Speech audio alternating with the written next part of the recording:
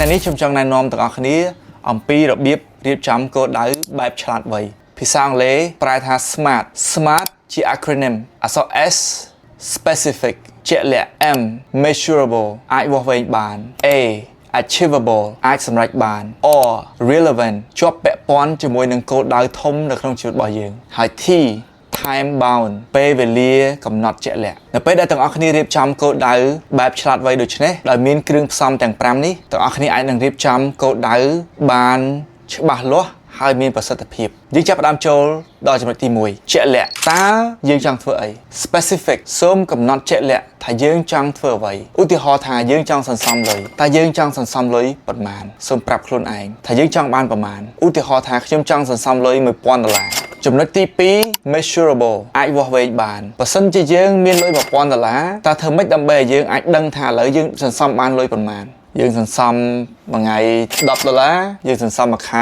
$100ឬក៏យើងសន្សំយ៉ាងម៉េចធ្វើយ៉ាងណាដើម្បីយើងអាចវាស់វែងអំពីគោលដៅរបស់យើងបានចំណុចទី3អាចសម្រេចបានឬអត់គោលដៅរបស់យើងឧទាហរណ៍ថាខ្ញុំ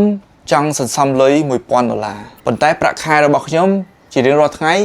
មានតែ$200ទេហើយខ្ញុំត្រូវការបង់លុយថ្លៃផ្ទះ$100ថ្លៃហូបចុក$50និងបង់ទឹកភ្លើងដូច្នេះមានលុយប្រហែលជា$50ហើយខ្ញុំចង់សន្សំលុយរយៈពេល10ខែសំណួរសួរថាតើរយៈពេល10ខែនេះយើងអាចសន្សំបាន$1000ឬអត់ចម្លើយឆ្លើយថាអត់ទេពីព្រោះយើងអត់មានលុយគ្រប់គ្រាន់ដើម្បីនឹងសន្សំឲ្យបានដល់$1000តាមគម្រោងដែលយើងបានដាក់ដូច្នេះគោលដៅរបស់យើងត្រូវតែគិតគូរមើលថាអាចសម្រេចបានឬអត់ចំណុចបន្ទាប់គឺជាប់ពាក់ព័ន្ធ relevant ឬ realistic តើគោលដៅរបស់យើងនឹងវាជាក់ស្ដែងឬអត់តើគោលដៅរបស់យើងនឹងវាជាប់ពាក់ព័ន្ធជាមួយនឹងគោលដៅធំរបស់យើងឬក៏អត់តើគោលដៅរបស់យើងនឹងវាជាប់ពាក់ព័ន្ធជាមួយនឹងគោលដៅជីវិតរបស់យើងឬអត់តើគោលដៅរបស់យើងវាជាប់ពាក់ព័ន្ធជាមួយនឹងគោលដៅធំនៅក្នុងជីវិតរបស់យើងឬអត់តើគោលដៅរបស់យើងវាជាក់ស្ដែងឬអត់បើសិនវាមិនជាក់ស្ដែងទេមិនជាតម្រូវការទេមិនជាអ្វីដែលយើងចង់ធ្វើទេយើងមិនគួរសិតគោលដៅនឹងទេចំណុចចុងក្រោយ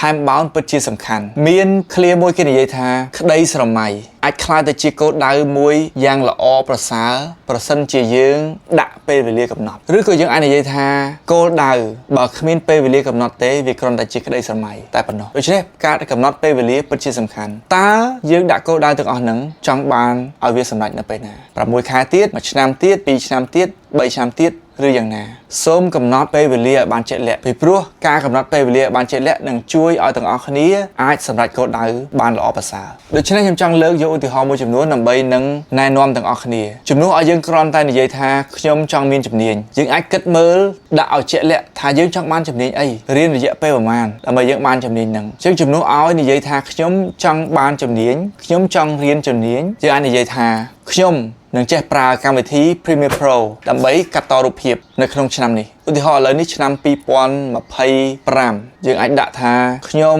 នឹងរៀន Premiere Pro ដើម្បីចេះកាត់ត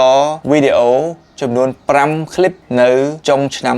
2025ខាងមុខនេះអញ្ចឹងយើងមានពេលប្រហែលជាប្រហែលយើងអាចមើលមក3ខែ4ខែ5ខែសម្រាប់សម្រេចគោលដៅរបស់យើងឧទាហរណ៍មួយទៀតខ្ញុំចង់រៀនភាសាជំនួសឲ្យនិយាយថាខ្ញុំចង់រៀនភាសាឬក៏បងប្អូនមួយចំនួននិយាយថាខ្ញុំចង់ចេះអង់គ្លេសជំនួសឲ្យយើងគ្រាន់តែដាក់គោលដៅថាខ្ញុំចង់យើងសិតគោលដៅថាខ្ញុំនឹងរៀនចប់ភាសាអង់គ្លេសកម្រិត4នៅចុងឆ្នាំនេះ2025ជាកំណត់កាលបរិច្ឆេទជាក់លាក់ដើម្បីឲ្យយើងអាចដឹងថាតើយើងមានពេលប្រមាណដើម្បីអាចសម្រេចកិច្ចការងារហ្នឹងតែកិច្ចការងារហ្នឹងគោលដៅមួយហ្នឹងដែលយើងបានដាក់វាសមល្មមឲ្យយើងអាចសម្រេចបានឬអត់បើសិនជាដាក់ទៅវាពិបាកពេកលើក្រោយយើងនឹងឈប់ចង់រៀបចំគោលដៅទៀតដាក់គោលដៅស្រួលពេកយើងនឹងបដែតបដោយដូច្នេះដាក់គោលដៅល្មមដែលយើងអាចនឹងខិតខំប្រឹងប្រែងអស់ពីលទ្ធភាពដែលយើងគិតថាបើសិនជាខ្ញុំប្រឹងអស់ពីលទ្ធភាពខ្ញុំនឹងអាចធ្វើបានលំហាត់សម្រាប់បងប្អូនអនុវត្តនៅក្នុងមេរៀនការរៀបចំផែនការនេះគឺនៅក្នុងសៀវភៅ GP Planner ដែលទាំងអស់គ្នានឹងទៅមើលនៅត្រង់គោលដៅប្រចាំឆ្នាំអញ្ចឹងសូមទាំងអស់គ្នាបានរៀបចំគោលដៅប្រចាំឆ្នាំតាមចំណុចខ្សោយដែលបងប្អូនមើលប៉ុន្តែជាការតម្រូវរបស់សាលា SOMD យើងជំរុញឲ្យបងប្អូនរៀបចំផ្ដោតទៅលើគោលដៅធំចំនួន3 ហើយគោលដៅ3ហ្នឹងគឺมันអាចមិនដាក់បានទេទី1គឺភាសាតើយើងចង់រៀនពេលដែលយើងចប់ SOMD យើងឡើងដល់កម្រិតណាយើងអាចកំណត់ថាខ្ញុំនឹងប្រឡងជាប់តេស្តភាសាអង់គ្លេសកម្រិត5នឹងអាចបកប្រែនៅក្នុងកម្មវិធីនីតិសហគមន៍បានឬក៏ចែកចាយទីបន្ទាល់រយៈពេល10នាទីនេះជាគំរូមួយដើម្បីទាំងអស់គ្នាគិតហើយសូមបានបំពេញនៅត្រង់ចន្លោះហ្នឹងថាយើងចង់ឡើងដល់កម្រិតទីប្រមាណហើយនឹងបកប្រែនៅក្នុងកម្មវិធីអីហើយចែកចាយទីបន្ទាល់រយៈពេលប្រមាណនាទីលំហាត់នេះយើងនឹងប្រកល់ឲ្យបងប្អូនហើយបងប្អូនត្រូវបំពេញដាក់សម្រាប់គោលបំណងឬក៏គោលដៅ3ដែលយើងរៀបចំសម្រាប់បងប្អូនគោលដៅមួយទៀតដែលយើងតម្រូវឲ្យបងប្អូនដាក់គឺពាក់ព័ន្ធជាមួយនឹងថវិកាផ្នែកហិរញ្ញវត្ថុបងប្អូនត្រូវកំណត់ថាតើយើងមានលុយសន្សំចំនួនប្រមាណហើយមានប្រាក់ support លុយទួលពីអ្នកផ្គត់ផ្គង់ប្រមាណក្នុងមួយខែហើយយើងចំណាយទៅលើអីគេខ្លះឬក៏សន្សំលុយសម្រាប់អាណាព្យាបាលយ៉ាងម៉េចជាការល្អយើងគួរតែរៀនចេះសន្សំលុយទុកខ្លះសម្រាប់ជួយដល់ប៉ាម៉ាក់ប៉ុន្តែមិនមែនថាយើងផ្ញើទៅគាត់រាល់ខែទេជាការល្អតាមយកបទពិសោធន៍របស់ខ្ញុំ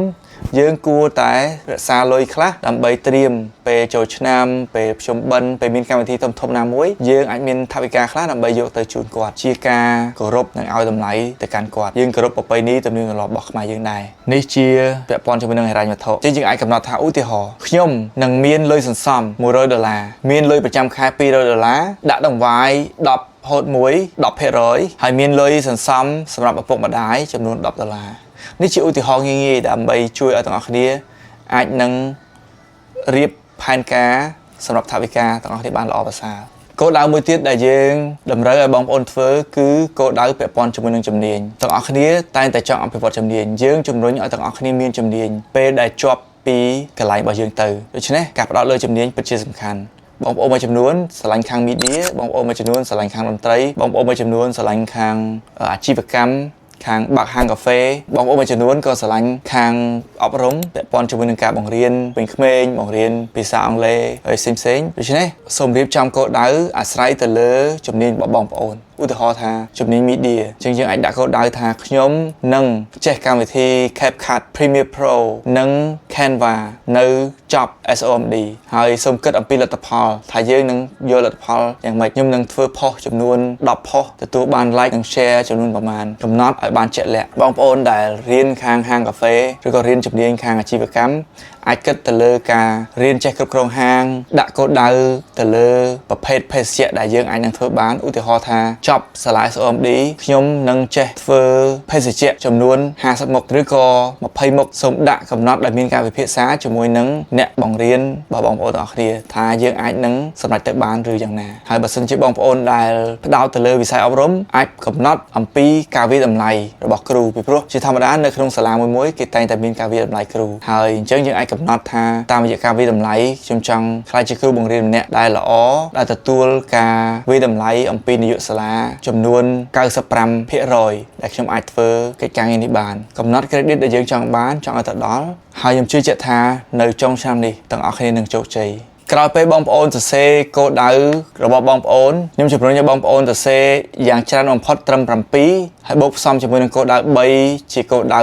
ដែលយើងតម្រូវឲ្យបងប្អូនសរសេរចឹងអាចបន្ថែមគោលដៅ4ផ្សេងទៀតដើម្បីដាក់បញ្ចូលក្នុងគោលដៅប្រចាំឆ្នាំរបស់បងប្អូននៅក្នុងសៀវភៅ GP Planner យើងមានផ្នែកមួយដែលសរសេរថាលម្អិតទៅលើគោលដៅដូច្នេះការលម្អិតលើគោលដៅបងប្អូនអាចនឹងសរសេរចុះឡើងវិញនៅគោលដៅដែលបងប្អូនបានសរសេរជាគោលដៅឆ្លាតវៃរបស់បងប្អូននៅក្នុងផ្នែកទី1ចំណុចទី2ការជំរុញចិត្តស្អីគេទៅដែលជំរុញឲ្យបងប្អូនចង់សម្រេចគោលដៅមួយហ្នឹងសូមសរសេរចុះហើយចំណុចទី3ការបោះជំហានអ្វី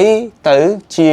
ជំហានទី1ទី2និងទី3ដែលបងប្អូនត្រូវតែធ្វើដើម្បីអាចទៅដល់គោលដៅធម្មតាយើងចង់ឡើងទៅជាន់ទី2ត្រូវការឡើងកម្មចនាម្ដងមួយកម្មដើម្បីយើងខិតកាន់តែចិត្តគោលដៅរបស់យើងដូច្នេះសូមសរសេរជំហានជាក់លាក់ដើម្បីឲ្យបងប្អូនអាចសម្រេចគោលដៅរបស់បងប្អូនបានជាចុងក្រោយគឺរង្វាន់តើយើងមានអីដើម្បីលើកទឹកចិត្តខ្លួនឯងបើសិនជាអ្នកទាំងអស់គ្នាបានជោគជ័យនៅក្នុងគោលដៅមួយនោះដូច្នេះសូមសរសេរចុះមកខ្ញុំនឹងយកខ្លួនឯងទៅញ៉ាំអីឆ្ងាញ់ខ្ញុំនឹងទិញរបស់នេះជូនខ្លួនឯងឬខ្ញុំនឹងធ្វើអីសូមដាក់រង្វាន់ឬក៏ការលើកទឹកចិត្តសម្រាប់ខ្លួនឯងនៅពេលដែលខ្លួនឯងជោគជ័យហើយសូមធ្វើលំហាត់មួយនេះលម្អិតគ្រប់ទាំងគោលដៅរបស់បងប្អូនដែលបងប្អូនបានដាក់ផ្នែកមួយទៀតគឺគោលដៅប្រចាំត្រីមាសតើយើងរៀបចំគោលដៅប្រចាំត្រីមាសធ្វើអ្វីគោលដៅប្រចាំត្រីមាសគឺរៀបចំដើម្បីឲ្យយើងអាចសម្រេចគោលដៅប្រចាំឆ្នាំបានអញ្ចឹងបងប្អូនមានគោលដៅប្រចាំឆ្នាំរយៈពេលវែងហើយបងប្អូនអាចនឹង ជ្រៀកវាជាចម្រៀកដើម្បីឲ្យយើងអាចនឹងសម្រេចម្ដងបន្តិចសំណួរសួរថាបើសិនជាបងប្អូនហូបដំរីមួយតើបងប្អូនត្រូវធ្វើម៉េចហើយបងប្អូនមួយចំនួនគិតថាអូខ្ញុំត្រូវកាត់ជាកង់ឬក៏ត្រូវធ្វើចេះធ្វើចុះប៉ុន្តែខ្ញុំចង់ប្រាប់ទាំងអស់គ្នាថាដើម្បីហូបដំរីមួយទាំងមូលបានយើងត្រូវហូបម្ដងមួយម៉ាត់ដូច្នេះការដែលយើងបែងចែកឲ្យវាទៅជាផ្នែកតូចនៅក្នុងសកម្មភាពរបស់យើងវាជារឿងដែលសំខាន់ដូច្នេះគោលដៅប្រចាំឆ្នាំយើងបំបែកវាទៅជា4ចំណែកខ្ល้ายទៅជាគោលដៅប្រចាំត្រីមាសហើយសូមសរសេរចុះគោលដៅប្រចាំត្រីរបស់បងប្អូនឧទាហរណ៍យើងនិយាយថាយើងត្រូវសន្សំលុយឬក៏មានប្រាក់ support ចំនួន$200ក្នុងមួយខែពេលវេលាដំបូងប្រហែលជាលំបាកក្នុងការដែលអាចមាន200តែម្ដងដូច្នេះបងប្អូនអាចបំបែកទៅជាមួយត្រីមាសឬក៏2ត្រីមាសអញ្ចឹងត្រីមាសទី1យើងចង់រកឲ្យបាន100ត្រីមាសទី2យើងចង់រក100ថ្មីបន្ថែមទៀតអញ្ចឹង2ត្រីមាសបងប្អូនអាចសម្រេចគោលដៅហើយរក្សាត្រីមាសទី3និងត្រីមាសទី4ឲ្យមាន200ថេទៅរហូតទៅអញ្ចឹងសូមបំបែកគោលដៅដែលបងប្អូនបានដាក់ទាំង7 8របស់បងប្អូនហ្នឹងដាក់នៅក្នុងគោលដៅប្រចាំត្រីមាសហើយបន្ទាប់ពីយើងចប់ត្រីមាសហ្នឹងយើងវាតម្លៃមើលថាតើគោលដៅរបស់យើងសម្រេចបានប្រមាណភាគរយតែយើងបានដាក់គោលដៅហ្នឹងយើងបានធ្វើតាមឬអត់ឬក៏គោលដៅរបស់យើងហ្នឹងអាចសម្រេចបានឬអត់បើសិនជាគោលដៅហ្នឹងតូចពេកយើងអាចនឹងកែសម្រួលនៅក្នុងត្រីមាសទី2ដាក់ឲ្យវាធំជាងនឹងបន្តិចដើម្បីយើងអាចនឹងសម្រេចបានល្អប្រសើរសូមអរគុណ